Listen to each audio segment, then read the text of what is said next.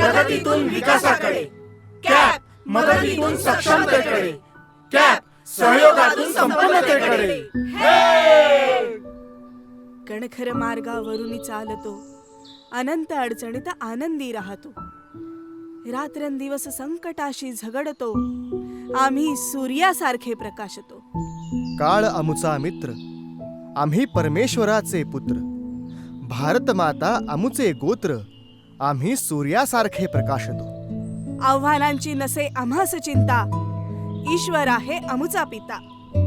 संपन्नता असे आमुची माता, आम्ही सूर्यासारखे प्रकाशतो. समाजाचे आहे आम्हास देणे, समाजाचे आशीर्वाद आमुचे जिणे. समाजाचे समाधान हेच घेणे, आम्ही सूर्यासारखे प्रकाशतो. आपल्याकडे काही असणे, आपण काही मिळवणे आणि मिळवलेले टिकवणे, या प्रवासात आपण काही देणे लागतो.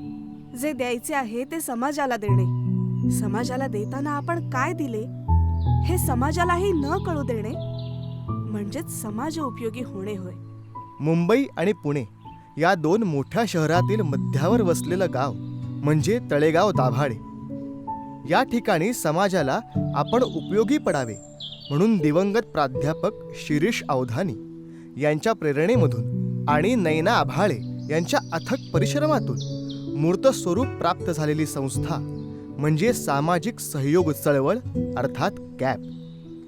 स्वामी विवेकानंदांनी सांगितल्याप्रमाणे जे दुसऱ्यासाठी जगतात तेच खऱ्या अर्थाने जीवन जगतात हा मंत्र उराशी बाळगून तळेगावातील सुसंपन्न आणि आर्थिकदृष्ट्या सक्षम असलेल्या परंतु समाजसेवेची आवड असलेल्यांनी 2011 साली कॅप या संस्थेची सुरुवात केली.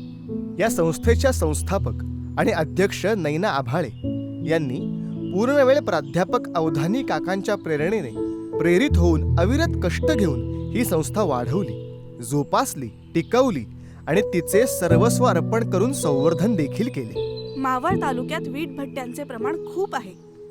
या वीटभट्टीत लहान मुलंही बालमजूर म्हणून काम करतात. आपल्या कॅप या संस्थेमार्फत त्यांच्यासाठी शाळा चालवली जाते.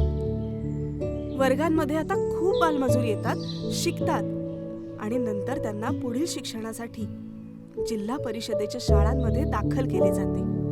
तसेच कातकरी वस्त्यांवर जाऊन प्रबोधन करणे, महिला सबलीकरण करणे या गोष्टी कॅप ही संस्था अत्यंत मनापासून करत असते. शिवाय मावळ तालुक्यातील 8वी ते 10वीच्या विद्यार्थ्यांना पुढील करिअरसाठी योग्य मार्गदर्शनही केले जाते. माळेगाव येथील आदिवासी आश्रम शाळेमध्ये कॅप संस्थेमार्फत वर्षभर अनेक उपक्रम घेतले जातात. तेथील आदिवासी मुलांच्या दैनंदिन गरजा ओळखून वर्षभर अनेक उपक्रम राबवले जातात. आज आपला देश महासत्ता झाला आहे. आजही आदिवासी भागात पुरेशा सुविधा उपलब्ध नसल्याने आपल्या विकसित राष्ट्राच्या मुख्य प्रवाहात आदिवासी बंधू भगिनी आणि विद्यार्थ्यांना आणण्याकरिता सामाजिक सहयोग चळवळ कार्यरत आहे. हे त्याचेच एक उदाहरण आहे. 2023 साली आपला देश चांद्रयान 3च्या द्वारे चंद्रावर पोहोचला, आर्थिक महासत्ता झाला आणि अतिशय अल्प कालावधीत जागतिक महासत्ता होणार आहे. हे सर्व भारतीयांची मान उंचावणारेच आहे. परंतु आजही आपल्या देशात पुरेशा किंवा गरजेपुरत्या सुविधा काही घटकांना मिळत देखील नाहीत. त्यामुळे त्यांचा सर्वांगीण विकास होत नाही. जर हे घटक मुख्य प्रवाहात आले तर आणि तरच आपले राष्ट्र खऱ्या अर्थाने विश्वगुरू होईल, यात तिळमात्रही संशय नाही. या संस्थेची माहिती या 2 सुजाण नागरिकांपर्यंत आज पोहोचली. त्यात एक आई होती तर दुसरा मी बाप आहे. आणि आमच्यात समाजसेवेची तळमळ कशी निर्माण झाली तर ही अशी. शी, किती पसारा पडलाय हा. वह्या पुस्तकं नुसती टाकून दिली आहेत. काय बाई करावं, खेळणी सुद्धा तशीच पडली आहेत. सुख बोसतं ना हेच खरं. आई नोकरीला, वडील नोकरीला, घरात सगळ्याच वस्तू आहेत. त्यामुळे ना या मुलांना त्याची किंमत नाही राहिलेली. ज्यांना काही मिळत नाही ना त्यांनाच याची किंमत असते. पण अशा गरजूंना मदत करणारं कुणी आहे का सगळीकडे जीव घेणी स्पर्धा, जगण्यासाठी नुसती धावपळ, आणि या धावपळीत जीवन जगायचंच राहून जाते. आई मी आलो. परीक्षेचं काय निकाल लागला का? हो. किती गुण मिळाले? 98%. छान. आई तुला आनंद नाही झाला? आई फक्त छान का ग? तू मला अभिनंदनही नाही केलंस. बघ माझ्या मित्रांची आई पा, त्यांना नवीन कपडे घेऊन दिले. मला पण तुझ्याकडनं एक नवी भेट हवी. हो का? मला सांग बाळा, मागच्या वर्षीच तुला नवीन वह्या पुस्तकं घेऊन दिली होती, त्याचं काय? आणि किती नवीन कपडे घेऊन दिलेत तुला? विसरलास की काय? आई हे सगळं तुम्ही नाही घेऊन देणार तर मला कोण घेऊन देणार? हो रे बाळा, आम्हीच घेऊन देणार. आणि ऐक ना, तुझं खूप अभिनंदन. बाळा, तू खूप सुखी राहावस. जगातली सगळी सुख तुला मिळावी असं मला वाटतं. तू खूप आनंदी पण राहा. पण मला काय वाटतं माहितीये? अरे आपल्या समाजामध्ये असे अनेक गरजू लोक आहेत ज्यांना साधं खायला अन्न सुद्धा मिळत नाही. आणि अरे वह्या पुस्तकं कुठली आली आहेत, त्यांनी शाळा सुद्धा बघितलेली नसते.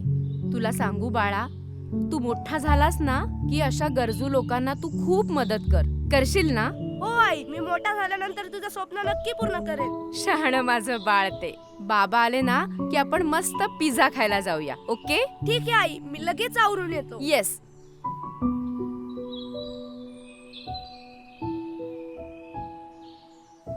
अगं बाई, हे काय? हे कसलं पत्रक?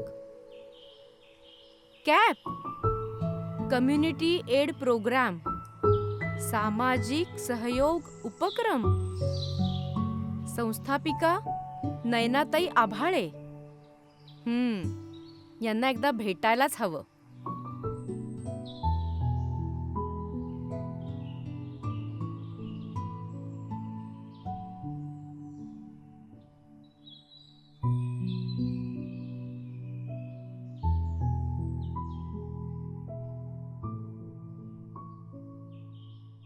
करूया, नक्की करूया. काहीतरी सुचतंय मला. हे पहा, आज घरी आल्यावर आपण देशसेवेकरिता काय करू शकतो याविषयी बोलूया. प्रत्येकालाच यान बनवून चंद्रावर जायची गरज नसते. तर आपल्या ताटातली चतकोर भाकरी सुद्धा दुसऱ्याला देणं ही खऱ्या अर्थानं देशसेवाच आहे. कॅप संस्थेच्या नयना आभाळे अशाच प्रकारे कार्य करतायत, समाजासाठी आणि देशासाठी सुद्धा. नमस्कार नयनाताई. नमस्कार. कॅप ही संस्था कशा पद्धतीने सामाजिक कार्य करते? समाजाचं देणं लागतो या वाक्याप्रमाणे आमच्या संस्थेतील सदस्य सभासद एकत्र येऊन अगदी छोट्या छोट्या स्वरूपाची मदत सगळ्या समाजामध्ये करत असतात. मावळ तालुक्यात जर तुम्ही पाहिलं तर बराच आदिवासी भाग आहे. या आदिवासी वाड्या वस्त्यांवर आपल्यासारख्या लोकांनी जाण्याची गरज आहे. म्हणून आमच्या संस्थेतील जे सभासद आहेत, आम्ही वर्षभर जुनी कपडे जमा करतो, जुनी भांडी जमा केली जातात. ती सगळी स्वच्छ करून पॅकिंग करून, विशेषतः म्हणजे द्यायचंय म्हणून ती देत नाही, ती स्वच्छ करून पॅकिंग करून या वाड्या वस्त्यांवर आम्ही पोहोच करतो. हे सगळं करत असताना या वाड्या वस्त्यातील लोकांना हे जुनं जरी असलं तरी ते जे मिळतंय त्याच्यामध्ये एक वेगळी नवलाई आहे. हे सगळं करताना संस्थेचे सगळे सभासद अगदी तन मन धनापासून प्रयत्न करत असतात. संस्थेच्या माध्यमातून वर्षभर अनेक उपक्रम राबविले जातात. या आदिवासी वाड्या वस्त्यांवर विद्यार्थ्यांसाठी खास करून आम्ही बरेचसे असे आमचे उपक्रम दरवर्षी वर्षातून म्हणजे वर्षामध्ये 12 महिने आहेत, 12 महिन्यामध्ये आमचे 12 कार्यक्रम असे ठरलेले आहेत की आम्ही ही छोटीशी मदत जी गरजेनुसार या वाड्या वस्त्यांवर विद्यार्थ्यांसाठी आम्ही काम करत असतो. नयनाताई, कॅप ही संस्था ग्रामीण भागातील विद्यार्थ्यांना कशा प्रकारे मार्गदर्शन करते? आपल्या मावळ तालुक्यामध्ये अनेक 10वी-12वीचे विद्यार्थी आहेत. यांना 10वी-12वी नंतर काय करायचं याची काहीच कल्पना नसते. यावेळेस संस्थेमधील अनेक उच्च शिक्षित तरुण आहेत, सिनियर लोक सुद्धा आहेत. ही शाळांमध्ये जातात आणि तिथल्या 10वी-12वीच्या मुलांना करिअर गायडन्स करतात. त्याच्यामध्ये नुसतं मार्गदर्शन करत नाहीत, तर संस्थेच्या वतीनं तिथले गुणवंत आणि गरजू हुशार विद्यार्थी आम्ही निवडतो आणि त्यांना ज्या क्षेत्रात जायचंय त्या क्षेत्रामध्ये संस्थेमार्फत आर्थिक मदत केली जाते. ही मदत करताना त्यांचं स्वप्न पूर्ण करण्यासाठी संस्था शेवटपर्यंत त्यांच्या पाठीमागे खंबीरपणे उभी राहते आणि यासाठी संस्थेचे सगळे सभासद परिपूर्णपणे त्यांना जे जे होईल ती मदत ते त्या विद्यार्थ्यापर्यंत पोहोचवतात. ताई, आपल्या संस्थेमार्फत मावळ तालुक्यात गरजूंना काही आरोग्यविषयक मदत मिळते का? हो, मिळते. आपल्या संस्थेमार्फत वर्षातून 2 ते 3 मेडिकल कॅम्प केले जातात. हे मेडिकल कॅम्प अतिशय दुर्गम गावी केले जातात. जसं कळकराई म्हणून गाव आहे, या कळकराईला जाताना आपल्याला 2 तासाची धबधब्याची उतरण उतरल्यानंतर आपण त्या गावी पोहोचतो. जसं सटवाईवाडी म्हणून गाव आहे, ज्या गावाला 3 तासाची चढण चढून गेल्यानंतर वरती पठारं लागतात आणि या पठारांवर 5 ते 6 वस्त्या आहेत. आपल्या संस्थेमार्फत येथे वर्षातून 3 मेडिकल कॅम्प घेतले जातात. यावेळेस संस्थेचे सर्व सभासद शिवाय संस्थेचे कायम हितचिंतक असणारे doctor Nitin Nagare, doctor Surabhi Nagare, doctor Mubarak Khan, Sapna Parab, doctor Ameya Bedekar हे असे नामांकित डॉक्टर आपल्या संस्थेबरोबर गेल्या 8 वर्षापासून कॅम्प घेतात. हे डॉक्टर्स लोक कॅम्प घेताना स्वतःच्या खर्चानं येतात. त्याच्यामध्ये मोफत तपासणी, मोफत औषधे वाटप केली जातात आणि या कॅम्पमुळे काय होतं, या आदिवासी बांधवांना एवढा मोठा आधार मिळतो. नुसता आधार नाही मिळत बरं का, पण हे डॉक्टर्स लोक जर शस्त्रक्रिया करायची असेल तर त्यांना तळेगावमध्ये बोलवतात आणि त्यांच्या हॉस्पिटलमध्ये या आदिवासी बांधवांचा मोफत उपचार केला जातो. म्हणजे एवढा मोठा आधार या आदिवासी बांधवांना आपल्या संस्थेच्या मार्फत दिला जातो. नैनाताई, आपल्या संस्थेमार्फत जे गरजू विद्यार्थी आहेत त्यांना आणखी काही मदत मिळते का? हो, आपल्या संस्थेमार्फत गरजू विद्यार्थ्यांसाठी विविध स्वरूपाची मदत केली जाते. ती कॉम्प्युटर प्रशिक्षणाच्या द्वारे की ग्रामीण भागातल्या मुलांना कॉम्प्युटर काय, कॉम्प्युटरला हात लावणं सुद्धा त्यांच्या नशिबात नसतं. संस्थेमार्फत आपण दात्यांकडून जुने कॉम्प्युटर जमा करतो. हे कॉम्प्युटर संस्थेत आल्यानंतर ते रिपेअर केले जातात आणि जिथे जिथे ज्या मुलांना कॉम्प्युटरचं शिक्षण घ्यायचंय त्यांचं तळेगावमध्ये आपण ऍडमिशन घेतो. कॉम्प्युटर क्लास पूर्ण झाल्यानंतर त्या विद्यार्थ्याला तो कॉम्प्युटर दिला जातो की जेणेकरून त्याच्या पुढच्या अभ्यासक्रमासाठी त्याला तो उपयोगी ठरतो. हे करताना आपण स्कॉलरशिपचे विद्यार्थी डोळ्यासमोर ठेवले आहेत. तालुक्यामध्ये अनेक हुशार विद्यार्थी आहेत ग्रामीण भागामध्ये. आपण त्या विद्यार्थ्यांना स्कॉलरशिपची पुस्तके देतो. स्वाध्याय पुस्तिका आलेल्या आहेत, त्या स्वाध्याय पुस्तिका वर्षभर मुलांना आपण सोडवण्यासाठी देतो. एवढंच नव्हे तर मावळ तालुक्यामध्ये असा बराच भाग आहे की मुलं 4-4 ते 5-5 किलोमीटर मुलांना शाळेमध्ये जावं लागतं. त्या गावामध्ये शाळा नसते. हे करताना त्यांना उन्हाचे चटके सहन करत जावं लागतं आणि मग अशा वेळेस अशा मुलांना संस्था चपला वाटप करते. हे थोडंसं जे हसू त्यांच्या चेहऱ्यावर येतं त्याच्यामध्ये आम्हाला फार समाधान वाटतं. पावसाळा आला की तुम्हाला माहितीये आपल्या मावळामध्ये किती पाऊस आहे. पावसाळा आला की आम्ही ज्या ज्या मुलांना रेनकोटची गरज आहे, छत्रीची गरज आहे, हे आपल्या संस्थेकडनं वाटप केलं जातं. ज्या पद्धतीची विद्यार्थ्याला गरज लागेल, मग ती शालेय कोणतीही वस्तू असो, शालेय जी जी मदत लागेल ती त्या विद्यार्थ्यापर्यंत आपण पोहोचवतो. नैनाताई, कॅप ही संस्था ग्रामीण भागातील विद्यार्थ्यांच्या सुप्त गुणांना वाव मिळावा म्हणून कशा पद्धतीने काम करते हो? आपण मावळ तालुक्यातल्या बऱ्याच शाळांमध्ये वाचनालय चालू केली आहेत. मुलांना वाचनाची आवड निर्माण व्हावी या अनुषंगाने ही वाचनालय आपण चालू केलेली आहेत.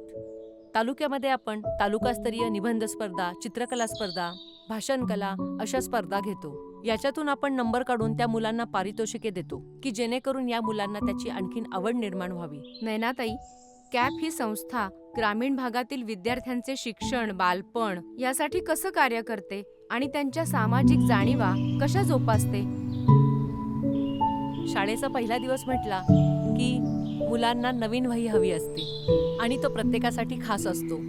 संस्थेमार्फत वर्षभर वह्या जमा केल्या जातात आणि 15 जूनला शाळा सुरू होण्याच्या पहिल्याच दिवशी जवळजवळ आपण गेले 8 वर्ष 22,000 वह्या एकाच दिवशी वाटप करतो. तालुक्यामधील 168 शाळांमध्ये एकाच दिवशी जाऊन येथे वह्या वाटप केले जाते आणि या नवीन कोऱ्या वहीचा जो आनंद असतो हा त्या मुलांच्या चेहऱ्यावर दिसतो आणि हीच आमच्या कामाची पोहोचपावती आहे. ह्या वह्या जमा करताना वर्षभर आमच्या संस्थेतील सभासद वाढदिवस असो, लग्न, मुंज, बाकी कुठलेही समारंभ असेल तर बाकी काही गिफ्ट घेण्यापेक्षा आम्ही वह्यांच्या स्वरूपात गिफ्ट घेतो आणि अशा जवळजवळ 22,000 वह्या दरवर्षी आमच्या संस्थेमार्फत जमविल्या जातात आणि या विद्यार्थ्यांना वाटप केल्या जातात.